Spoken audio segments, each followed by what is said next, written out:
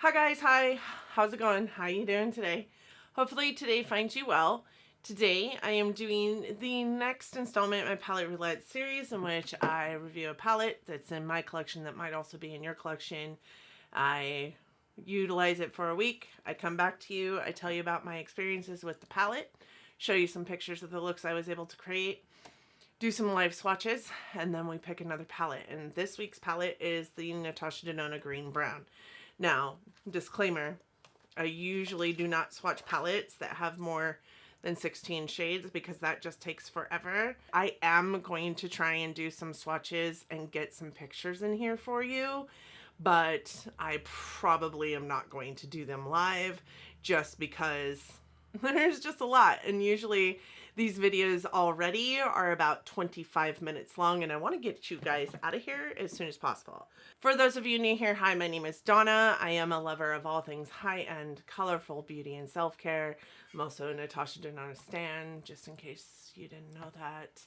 I also work in the beauty industry as a district leader for Ulta Beauty, so I get a lot of education in my position, and I like to bring you that education. And some of that education comes in the form of project pans, shop my stash, and reviews, but some of it also just comes in the form of me liking to talk about makeup. And I'm assuming that if you're here today that you also like to talk about makeup or just really want to hear about the NATASHA DENONA Green Brown palette. So with that said, I do hope that you love the channel. I do hope that you'll want to subscribe before you go. And let's roll into this palette review. All right, so the palette that we're reviewing today is the NATASHA DENONA Green Brown. This has been in my collection for about a year. I did buy them around this time last year together, the green brown and the purple blue, because I got them on a hell of a deal. I think I got both palettes for $310, and this palette on its own is $239. That's a lot of money. That's a lot of money that I would never tell you is absolutely worth it, but I'm going to give you some, like, just some true tea representations of what NATASHA DENONA shadows and formulations are like on your skin, and you can be the judge of whether you need to purchase this palette or not. I didn't get any kind of reviews on this palette because the green brown is no longer sold anywhere but Beautylish and NATASHA DENONA's website. Both have a 5-star review, but both have very minimal people reviewing the palette to give that 5-star review.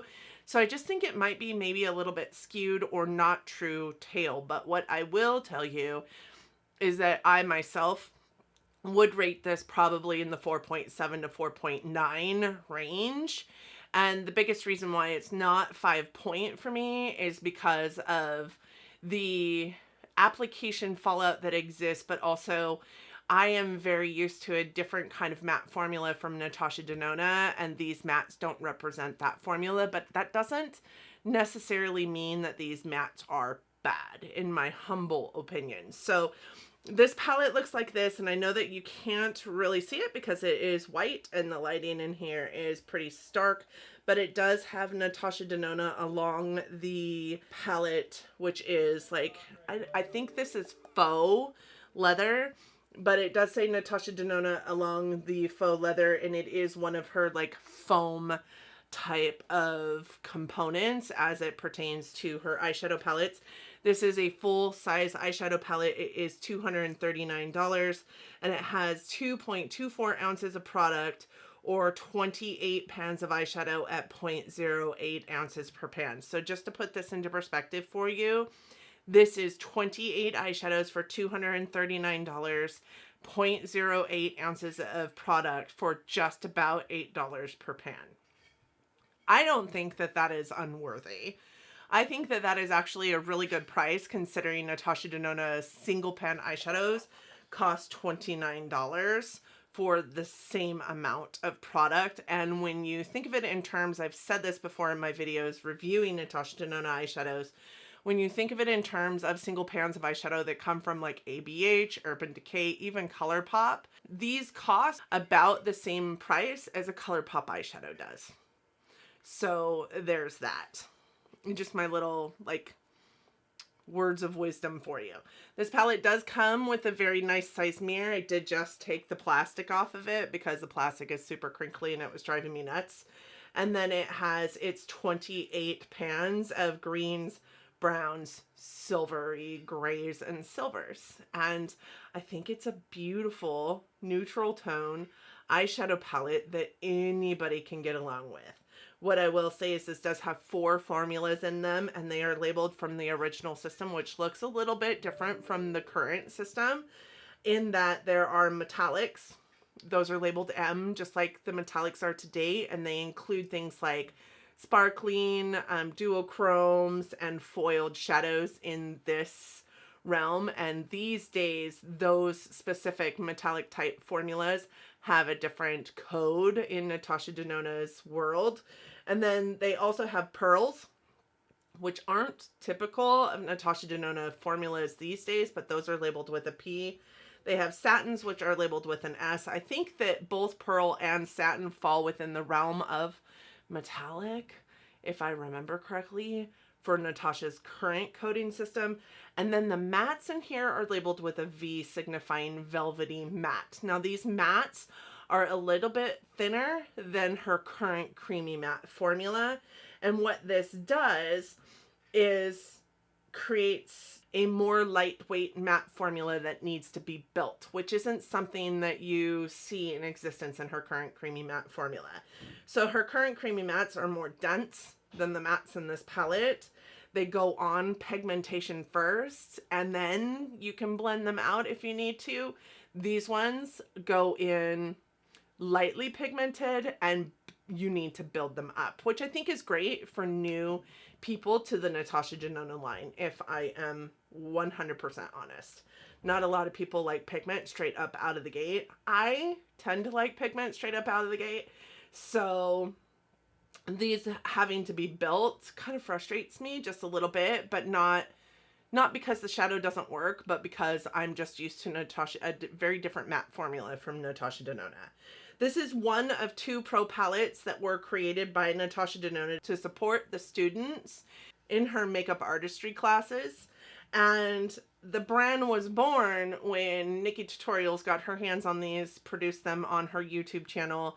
Everybody oohed and awed over the palettes, lost their damn mind, and wanted these palettes. So then this Natasha Denona brand had to be created, right, to sell these palettes to the general public in 2016. These pans all do pop out of this container, even though it doesn't have the holes on the back. These all do pop out. You just need a really strong magnet to pull them out of this palette, and you can put them anywhere you want to. Typically, Natasha Denona palettes in this realm, and even my purple blue, have these shade names attached to the top on a little like plastic piece. This one didn't, and I was kind of wondering why. It came separately. It's not even perforated as if it had been attached at one point in time. But doing some research on this palette, I found that my green-brown palette looks very different from everybody else's green-brown palette when this first launched in 2016.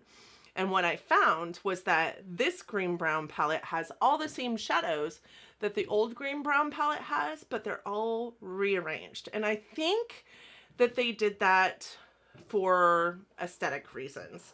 So in mine, you will see that all the greens kind of fall in this same like 3-row realm. And then you have some like more like neutral or even cool toned, like, you know, neutral colors on the side, and then warmer tone neutral colors on this side, and then the greens and the grays kind of fall somewhere in between the 2 realms, and the more cool tone greens and grays fall on the cooler tone brown side, and the more warm tone greens and grays fall on the warm tone brown side. I do think that they did this for aesthetic purposes. I'm going to pop a picture up in here of the old green brown palette versus my green brown palette so that you guys can see the difference in the 2 palettes. And I do think that mine is just a smidge bit more aesthetically pleasing to the eye.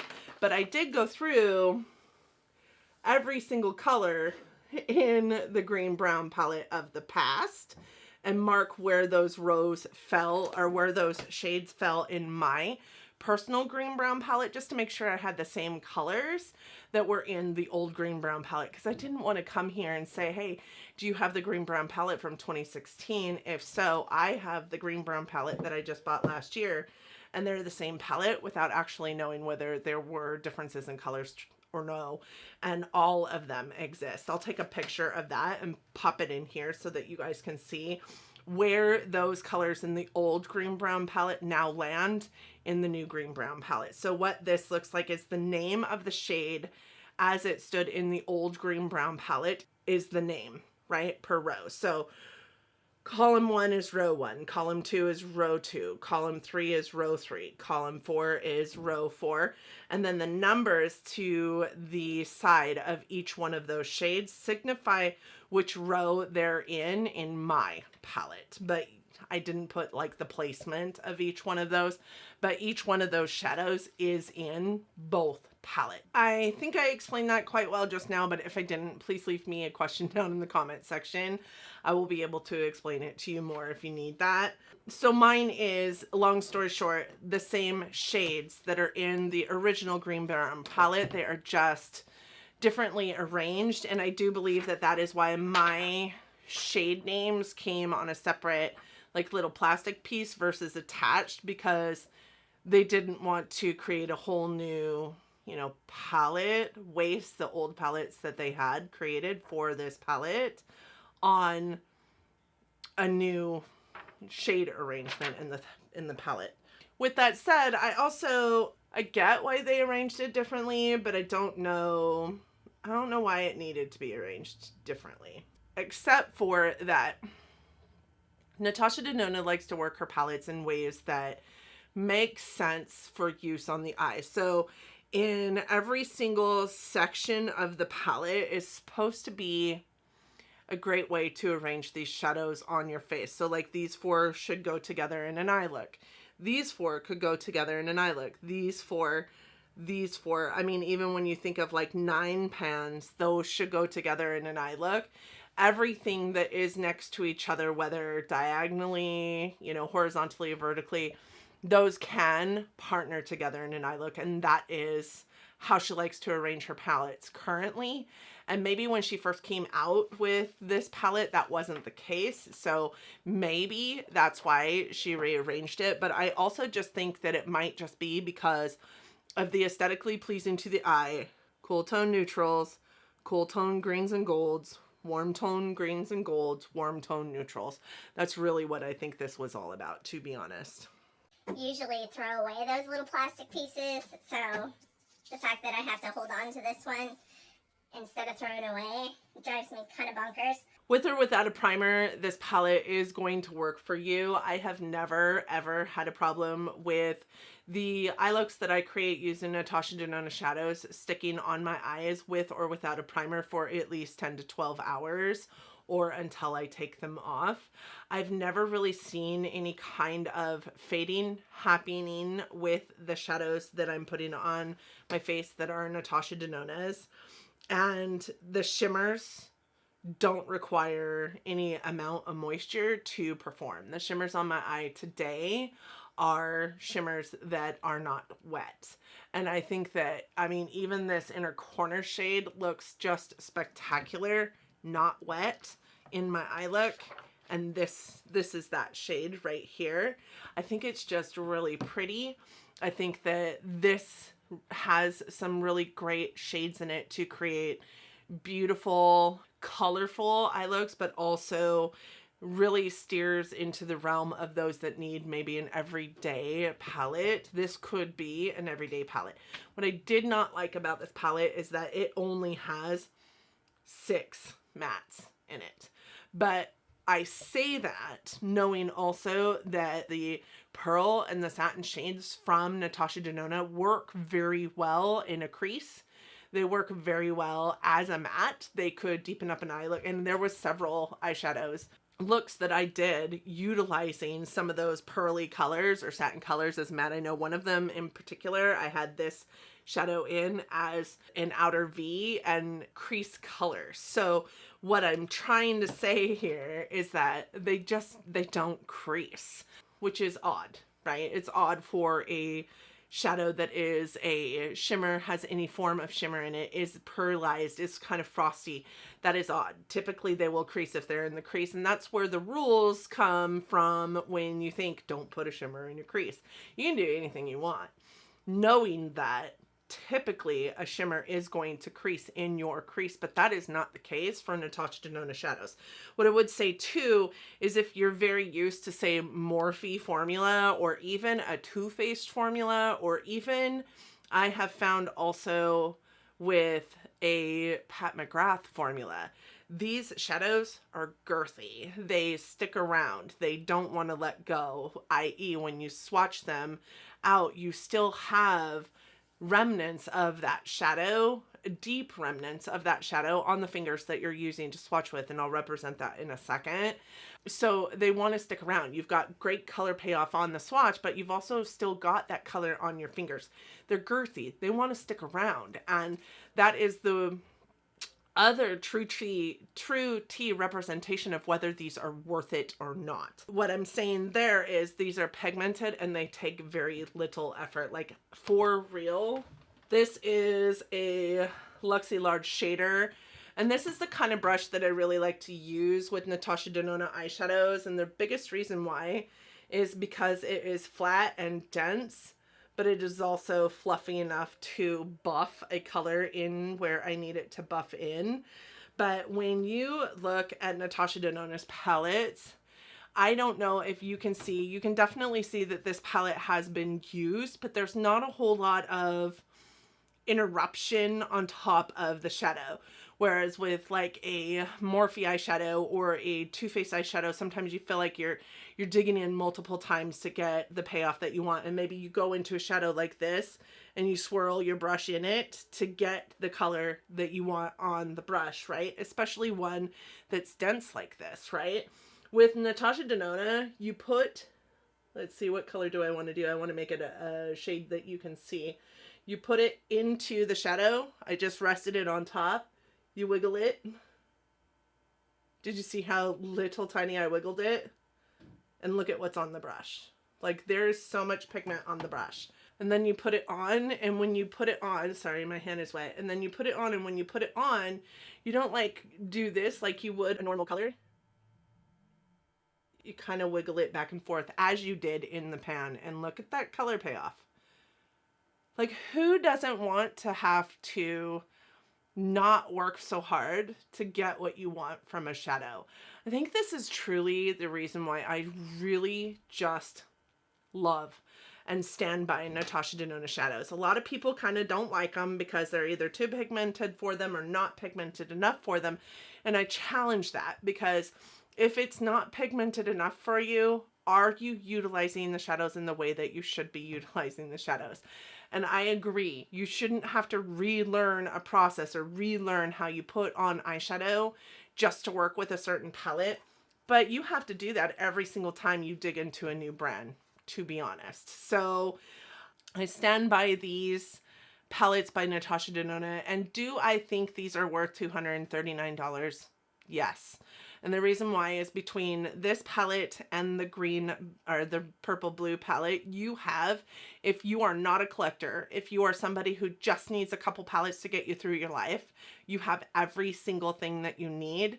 And even though this doesn't contain very many mattes, even though I, as a lover of mattes in my crease and my brow bone, know that these don't have very many mattes, I'm still saying you can definitely get what you need from these palettes, because these shimmers, the pearls and the satins, work very, very nicely in the crease or in the outer V or as a matte if you need them to be. These shades, as I said, are roughly $8 a piece. There are 28 of them in here, so you're getting each shadow in this palette for about $8 a piece when they are typically $29. Even ColourPop eyeshadows cost about the same price these shadows in this palette cost.